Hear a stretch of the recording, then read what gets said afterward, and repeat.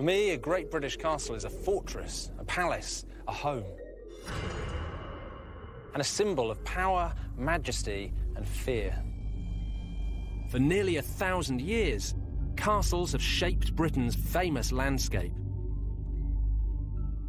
These magnificent buildings have been home to some of the greatest heroes and villains in our national history. And many of them still stand proudly today, bursting with incredible stories of warfare, treachery, intrigue, and even murder. Join me, Dan Jones, as I uncover the secrets behind 6 great British castles.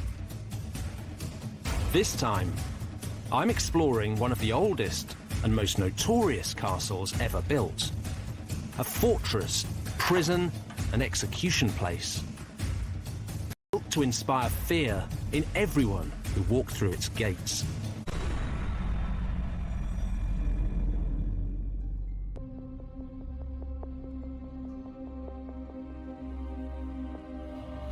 Imagine London, one of the great capital cities, conquered, subjugated, and invaded by aliens. And imagine if they backed up that invasion by building something new, terrifying, and utterly overwhelming. A gigantic piece of military hardware designed to show off the power of the invaders and scare the population after death. This brooding monolith was from another world, but it wasn't science fiction. It was very, very real. Today, the Tower of London is Britain's most visited tourist site. But back in the 11th century, it was the state-of-the-art weapon of a new ruling elite. But of course, it wasn't built by little green men. It was the brainchild of one of the most ruthless kings in English history. William the Conqueror. William was the illegitimate son and heir of the Duke of Normandy, which meant he was actually descended from the Vikings. And like any good Viking, he had a taste for sailing to new lands and taking them for himself. In 1066, he set his sights on England. William took an army across the English Channel and defeated his Saxon rival Harold at the Battle of Hastings. The Norman invasion, perhaps the greatest turning point in English history, had begun. London. They marched around the city, burning everything they came across. It was a stunning show of force, and it worked. Within weeks, the terrified citizens of London surrendered without a fight.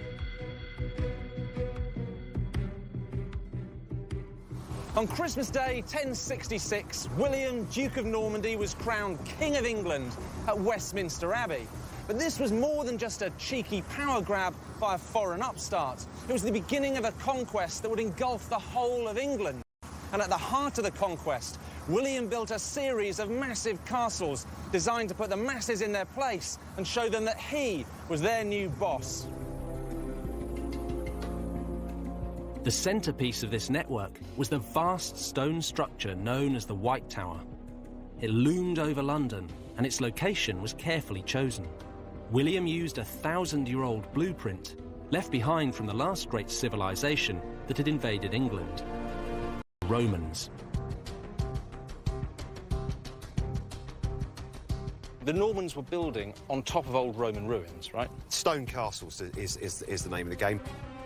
To say, as the Romans said, I came, I saw, I conquered, we came, we saw, we conquered. So he's basically setting himself up as the new imperial kind of power in the land. The classic example of that one is Colchester, if you like. Probably the very first stone castle that's constructed by the Normans in this country. It could be that one. Very closely followed by the Tower of London. And then at London, he builds this massive stone castle, which is his seat of power within the capital city. There's another part to this story of the two castles as well, isn't there? It's supposedly the architect for both sites is the Bishop of Rochester, a guy called Gundulf, and J.R.R. Tolkien, who obviously everybody knows for Lord of the Rings, supposedly takes, because he's an Anglo-Saxon scholar at Cambridge, takes Gundulf, and Gundulf becomes Gandalf, and of course the Two Towers is the name of the book, the second book.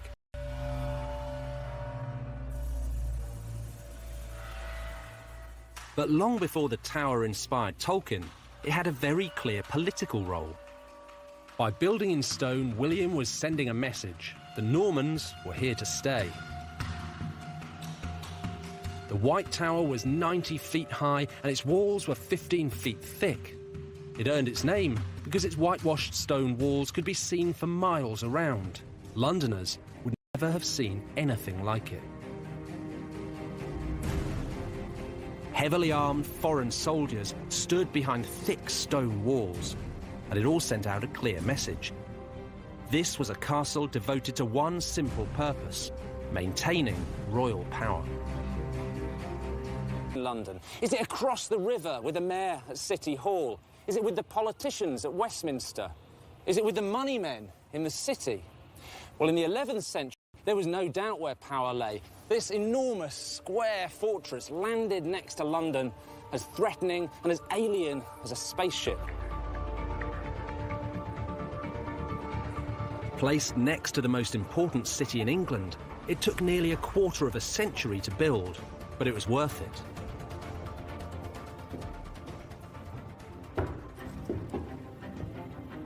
William was the new boss, and the White Tower proved it.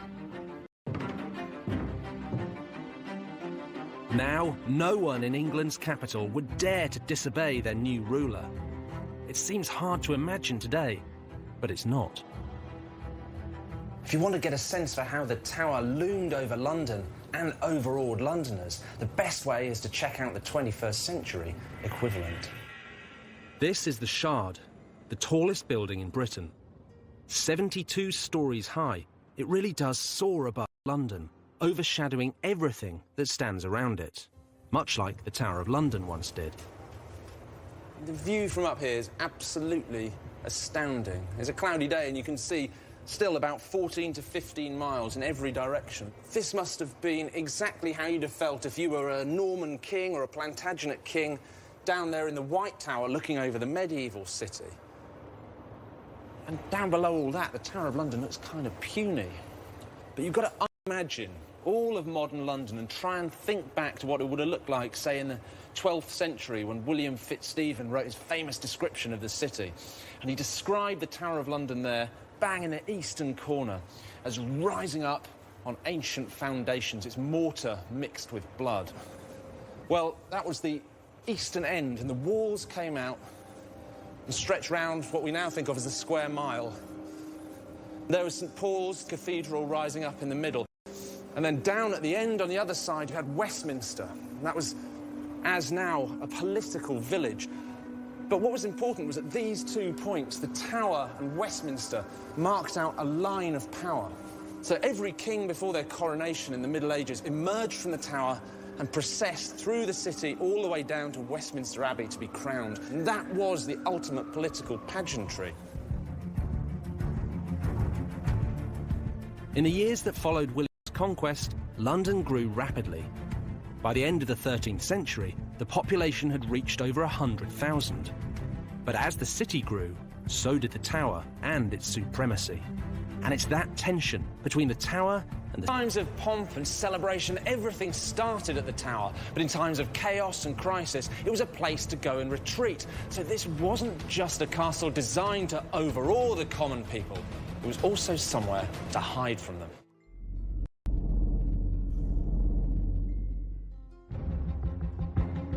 In the 11th century, the White Tower was built by William the Conqueror as a symbol of Norman power. Under the kings who followed him, it grew bigger, stronger, and more menacing. In the 13th century, Henry III extended the castle to the north and east with a curtain wall. And he transformed the interior into a comfortable royal palace, which is how it's been restored today. But much of the modern castle was the work of Henry's son, a king who added a truly deadly reputation to the Tower of London. Henry III's son, Edward I, was a warrior king and one of English history's keenest castle builders. He spent twice as much on the Tower of London as his father, despite only rarely using it as a royal residence. But Edward had a difficult relationship with London and with the Londoners, and he liked to be sure that when he needed to, he could keep his distance from them. Edward built a second concentric curtain wall to enclose the first, and he extended the moat. So the tower we see today is essentially the one he completed, and it was sending a very clear message to the city. Know your place. And know that I am your king. In the Middle Ages, castles weren't just places to house soldiers.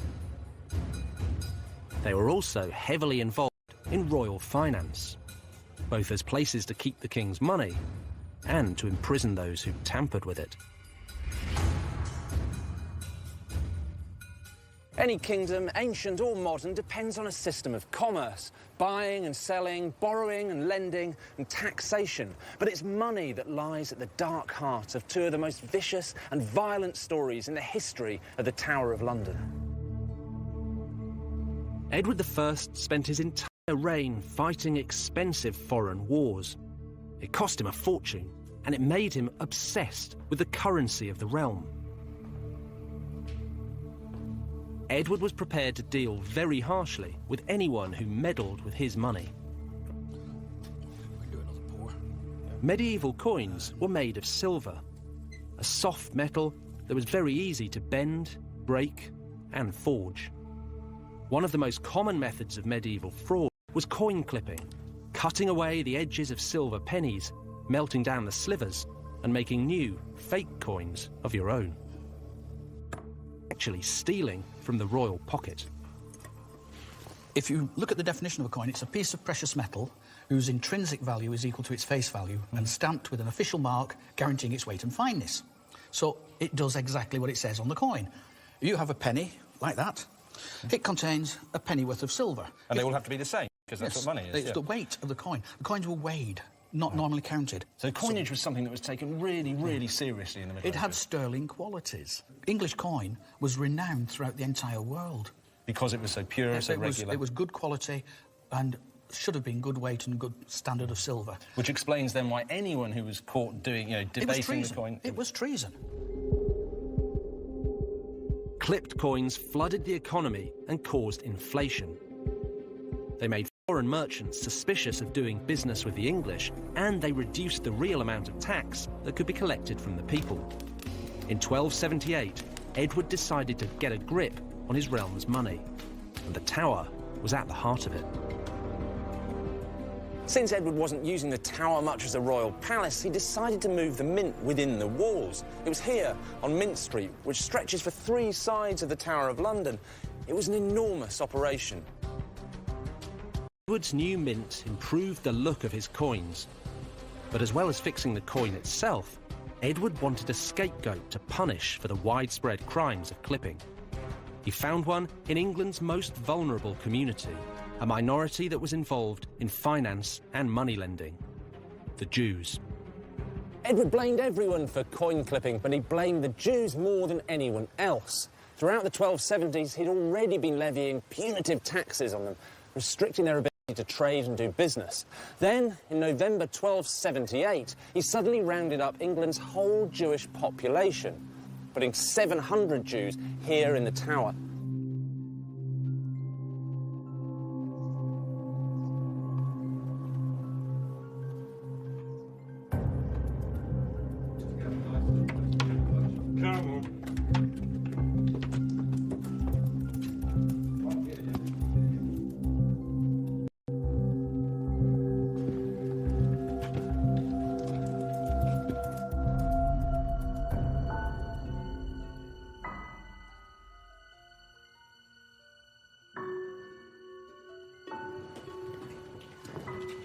Get in there.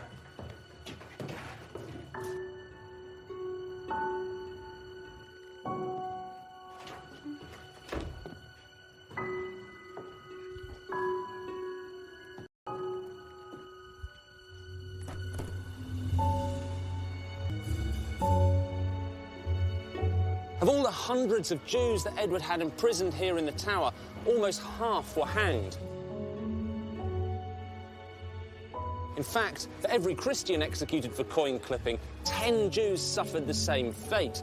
And within a decade, Edward had passed an act of expulsion, banishing the Jews from England for nearly 500 years. This was the worst Jewish massacre in British history. But Edward's actions were met with little more than a shrug from the rabidly anti-Semitic society of medieval England. And what was more, he had bolstered the fearful name of the Tower of London. By the end of Edward's reign, no one would dare to question the authority of the Tower. But 100 years later, the Tower's mighty reputation was blown to pieces as the castle found itself at the centre of the greatest popular uprising in British history, the Peasants' Revolt. In the second half of the 14th century, England was going to the dogs.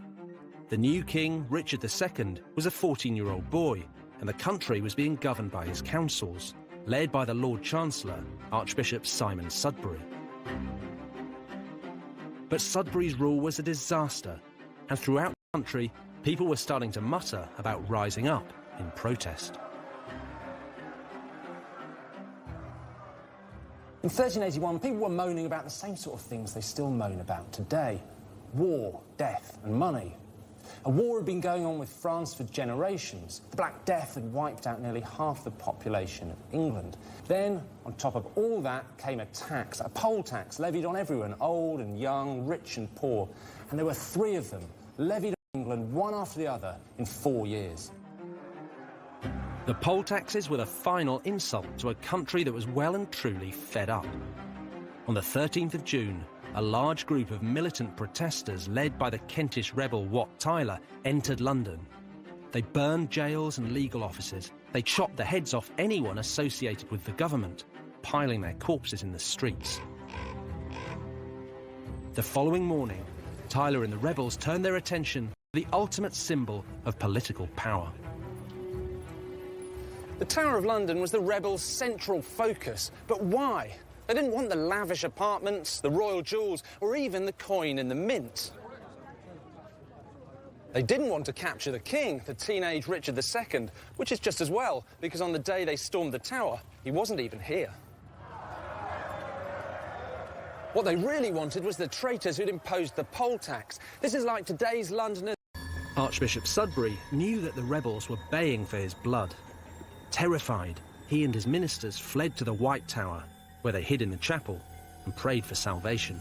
Nomine Patris, et Filii, et Spiritus Sancti. Amen. Archbishop Sudbury and several other royal ministers had taken refuge in the tower because it was supposed to be the safest place in London. But when the angry mob burst through the doors, suddenly it was the most dangerous.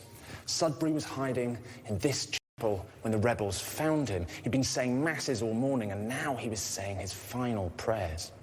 Most traitors were brought to the tower, but now Sudbury was about to be taken out of it. He was dragged out to Tower Hill and decapitated. His head was stuck on a spike, with his bishop's mitre nailed on for good measure. For a gang of ordinary peasants to take what was basically the Prime Minister of the day out of the chapel in the greatest fortress in the land and hack his head off on Tower Hill, it's completely extraordinary, and this is almost like communism 600 years before its time. The following day, the young King Richard met the rebels to hear their complaints.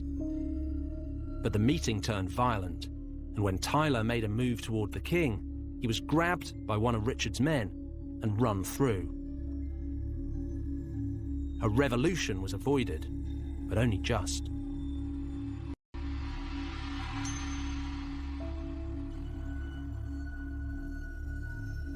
The Peasants' Revolt was one of the most shocking episodes in English history.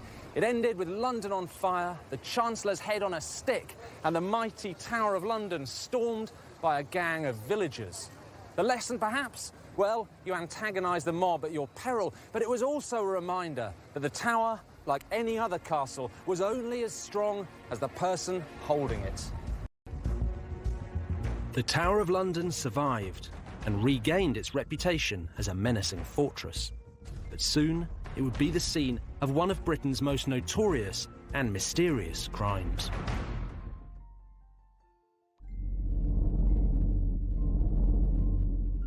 The Tower of London, first built by William the Conqueror, began its long life as a military weapon aimed at the City of London. Over the centuries, its power and prestige grew. Kings stayed in the Tower the night before their coronations, and they retreated behind its walls to ride out periods of rebellion and war. But occasionally, kings would go into the Tower and never come out. One of the great mysteries, and it's easy to see why. This is a riddle worthy of any detective novel, a crime that changed history and has never been properly solved. The princes in the Tower were 12-year-old King Edward V and his brother, the 10-year-old Richard, Duke of York. In 1483, their father, Edward IV, died suddenly at the age of 40. The boys' uncle, Richard, Duke of Gloucester, quickly took them into his custody and placed them in the Tower of London. He claimed to be their protector and promised to rule the kingdom on their behalf. But soon, Richard's plans changed.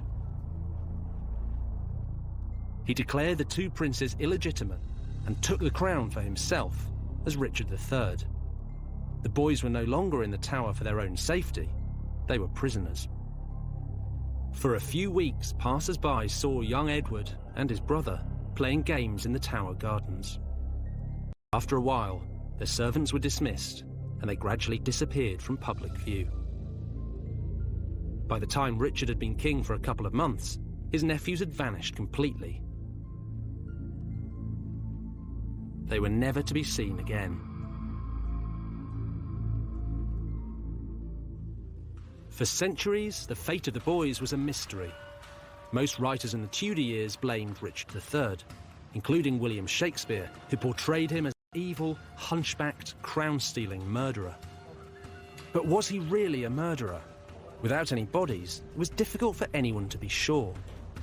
Then, suddenly, startling new evidence was turned up, hidden deep within the fabric of the Tower of London. During the reign of Charles II, workmen were remodelling the tower when they found the skeletal remains of two children hidden under this staircase. When Charles II heard that the bones had been found, he wanted them reburied with royal dignity, which is why today they're here in Westminster Abbey in this beautiful casket designed by the great architect Christopher Wren. And the inscription on the casket lays the blame pretty squarely at Richard's door. It says he suffocated the princes with a pillow and then usurped the throne.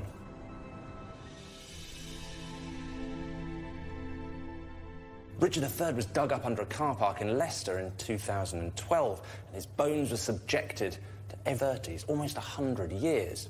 When it was opened, it was found there were two children's skeletons inside, but since then, no permission has been granted to subject whatever's in there to modern scientific testing. And until that permission is granted, the mystery of the princes in the Tower will continue. Even if the riddle of the princes in the Tower is never solved, their story will continue to be one of the most notorious in British history, and an important part of the legacy of the Tower of London.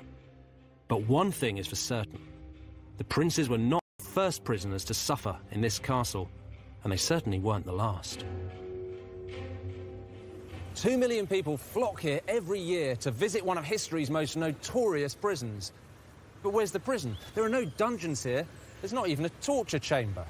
But OK, over the years, plenty of people have been locked up in this fortress, ranging from Ranulph Flambard, the first prisoner who escaped, to the Cray twins, who were banged up here for avoiding military service. So there are reasons why being sent to the Tower has become one of history's most resonant phrases. But in the Tudor years, the Tower earned a new reputation.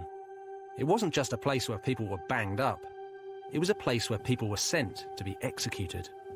And one English king was particularly fond of sending his victims here. This massive suit of armour was once owned by England's most famous king, Henry VIII. And you look at it, well, it tells you everything you need to know about Henry's self-image. It's big, it's manly, it's virile. It all points very obviously to one place.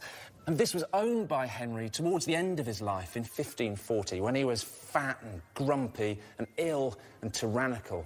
And that's the Henry I associate with the Tower of London, because it wasn't his fortress or his palace or even his playground. It was his personal prison, where he locked up those he thought were traitors. Henry executed dozens of people during his reign. Dukes and countesses, monks and nuns, old women, young men, wives, cousins and chief ministers. But no one sums up Henry's frenzied and sometimes indiscriminate bloodlust quite so much as one of his most faithful servants, Thomas More. Thomas More was a true Renaissance man. He was Lord Chancellor and one of Henry's closest advisors. He was also a deeply spiritual figure, a philosopher, a lawyer, and a famous writer. In 1533, Henry divorced the first of his 6 wives, Catherine of Aragon, and married the second, Anne Boleyn. More thoroughly disapproved, and although he knew it would enrage Henry, resigned from the House of Commons in protest. As a devout and principled Christian, More couldn't accept Henry's decision to defy the Pope by divorcing Catherine and taking Anne as his new queen. But as one of the king's most powerful ministers, he didn't want to antagonise Henry either, so initially he bit his lip and kept quiet. But then Parliament passed an Act of Succession, confirming Anne as Henry's queen and any sons she should have as Henry's heirs, and the king demanded that everybody, including More, take an oath to support. Caught between his loyalty to the church and his allegiance to the king, More found himself in a desperate and impossible position. Did he follow the orders of his master, or stay true to his basic Christian principles? Here at All Saints, his private chapel in Chelsea, he prayed for guidance. But when he was summoned before the Archbishop of Canterbury, he was given an ultimatum: support the king or suffer the consequences. More was presented with the Act of Succession. He read it to himself in silence. Then he was presented with the Oath of Allegiance. He read it in silence. But he couldn't swear the oath. And so, to use one of the most infamous phrases in British history, he was sent to the Tower. There's some debate about where More was held, but many people think it was here in the basement of the Bell Tower, next to the modern constable's residence, which is normally off-limits to the public. In a way, this bare cell, with its sandstone walls and high vaulted ceilings, feels like a chapel. And as a prisoner of conscience, More spent months here, reflecting on his life and possibly his death. At first, More's imprisonment wasn't too bad. He was allowed to read and write, he could have visitors, he could take walks in the grounds of the Tower. This was more like a civilised house arrest than being chucked in a dungeon. But within months, Parliament had passed yet another act, making Henry the absolute head of the Church in England. And cutting the country off from the authority of the Pope. The pressure on More was building. They may have been lifelong. As one of the most highly respected men in all of England edged slowly towards his doom, More himself described what happened next. So, Andrew, what is this collection we have here? We have a set of 16th century transcripts of the works of Thomas More. So much of it. So now we know what More's been accused of, but what was his punishment? Because that's in here as well, isn't it? So we are told that he's going to lose all of his properties, his land shall be deemed and adjudged in our said sovereign and his heirs in like estate, form and condition as they were before. So what we're saying here is that everything that Henry's given to Thomas More over the years that More's been in favour is now being taken back. He's ruined. Yeah, he loses absolutely everything. But what about More personally? Halfway down this page, we read, and also shall suffer such pains of imprisonment of his body. So that great old phrase, sent to the Tower, that's the rest of More's life. Exactly. The ruthlessness of Henry, I suppose. Absolutely. And by this stage, I mean, he was a complete monster. He really was. More was visited twice in May and June 1535 in an attempt to get him to take the Oath of Allegiance. But he saw this as a real dilemma. On the one hand, he was a devout Catholic. On the other, a loyal subject of the king. And he said, this Act of Parliament is like a two-edged sword, for if a man shall swear one way, it will confound his soul. If he swears the other way, it will confound his body. In other words, he was damned if he did and damned if he didn't. In the end, when he was pressed to take the oath, More remained silent. On the 1st of July 1535, Thomas More was taken from the Tower of London to Westminster, where he was tried for high treason. His accusers deliberated for just 15 minutes, before giving their verdict. More was found guilty of treason and he was sentenced to be hanged, drawn and quartered. He was taken by boat downriver to the Tower to await his fate. Having defied his king, More was sent back to this room to contemplate his awful fate. On the day before he was due to be executed, he wrote one final letter to his beloved daughter, Margaret. What does More have to say? Because this is the day before he was going to be executed. There must be quite an emotional letter for him to have written to his daughter. He says, "I never liked your manner toward me better than when you kissed me last. For I love when daughterly love and dear charity have no leisure to look to worldly courtesy." Oh, that's incredibly touching, isn't it? So he's referring to just after his trial when he's been sentenced to death and he's being escorted back to the Tower, and Margaret has been waiting, sees him, and that obviously uplifted him and gave him great comfort. She really seemed to understand him, and she seemed to really understand why he felt unable to swear the oath of supremacy, and she supported him in that decision.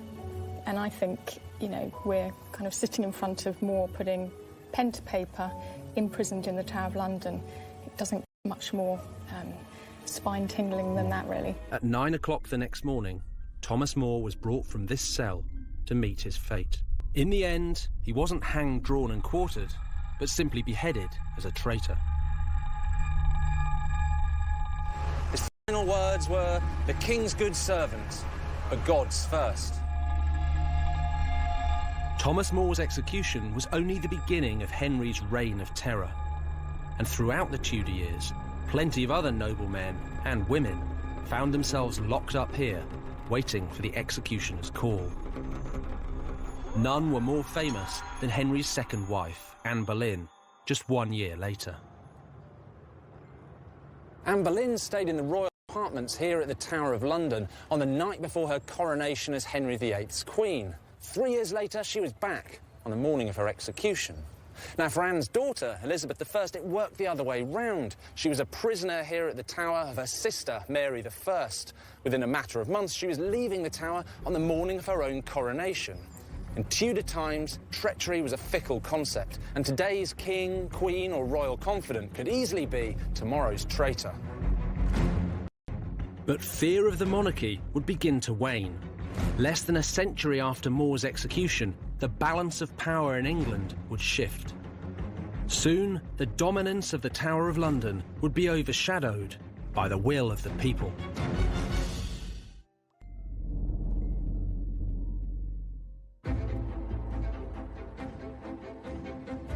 From Norman times till the Tudor years, the Tower of London had been the focus for royal power.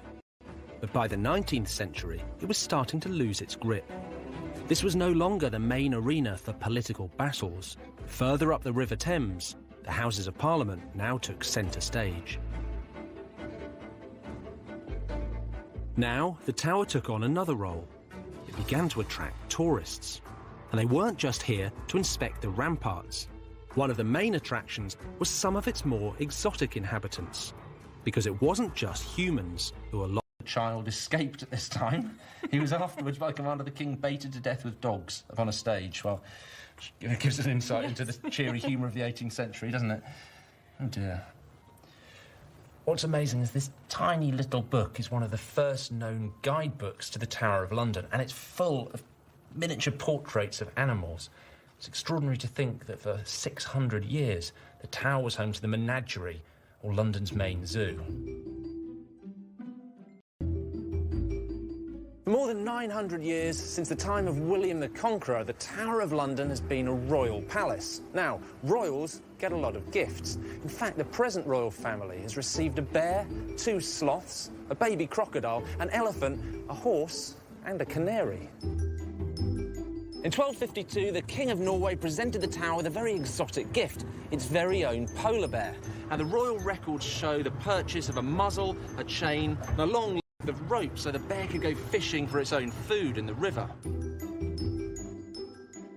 England's medieval kings needed somewhere secure to put all the animals they received. Naturally, they chose the strongest castle in the land, the Tower of London. Over the years, the tower was home to everything from monkeys to Barbary lions. And my favourite, a pair of dog-faced baboons. In the 18th century, the Tower of London opened its menagerie, or zoo, to the public. To get in, you had to pay 3 pennies or bring along a cat or dog to feed to the lions. By 1828, the tower held over 280 animals, but one man was not impressed. Arthur Wellesley, Duke of Wellington, was the heroic general who defeated Napoleon at Waterloo. Now aged nearly 60, he was made Constable of the Tower. The old soldier had plans for the great fortress, and they didn't include wild animals or the noisy crowds that came to see them. As far as the Duke of Wellington was concerned, the tower was a barracks for troops, not a circus or a zoo. On top of that, the place was filthy. The water in the moat was fetid, and there was cholera among the troops. Now, Wellington was a founding member of the Zoological Society, and to his mind, cleaning this place up meant the animals had to go. The Duke of Wellington knew that housing wild animals in a medieval fortress was an accident waiting to happen. And he was right. In 1835, when one of the lions allegedly mauled a soldier, the Iron Duke had had enough. He relocated the entire menagerie to Regent's Park, where it became one of the world's most famous collections of animals, London Zoo. Wellington got rid of a ship-shaped military barracks. They named the building after him, where they now keep the crown jewels. But you know what? The ultimate irony is the Duke of Wellington hated tourists. Wellington proposed that the public should be kept out of the Tower of London. He called them a nuisance and a threat to security. Fortunately, for the millions of tourists who come here every year, he never got his way. For nearly 900 years, the tower has dominated London and fascinated the world. Today, it remains the most famous British castle of them all. In the end, the story of the tower is about the mob, and it always has been. The tower was built to frighten and subjugate them. It's been used to appease them, locking up criminals and foreigners. And of course, it's been used to amuse them, whether coming to the zoo or going out to Tower Hill to watch traitors being beheaded. And it still amuses them now, a royal fortress invaded every day by thousands of ordinary people pouring in off the streets of London. Next time, I'm uncovering the secrets of Warwick Castle. A place where kings have been imprisoned, royal favourites murdered, and Hollywood stars entertained. For some, Warwick has been the source of limitless power. For others, a poisoned chalice. And you can catch all that next Thursday at 7. A storm is approaching and it's going to be trucking hell on the frozen frontier tonight. Stay tuned for a hair-raising ride as the Ice Road Truckers return with a new series here on Channel 5. That's coming up next. It's supposedly the architect for both sites is the Bishop of Rochester, a guy called Gundulf, and J.R.R. Tolkien, who obviously everybody knows for Lord of the Rings, supposedly takes, because he's an Anglo-Saxon scholar at Cambridge, takes Gundulf, and Gundulf becomes Gandalf, and of course the Two Towers is the name of the book, the second book.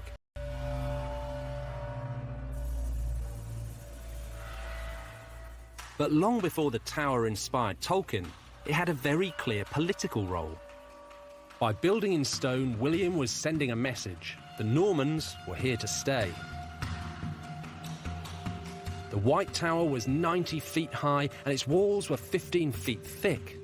It earned its name because its whitewashed stone walls could be seen for miles around. Londoners would never have seen anything like it. Heavily armed foreign soldiers stood behind thick stone walls, and it all sent out a clear message.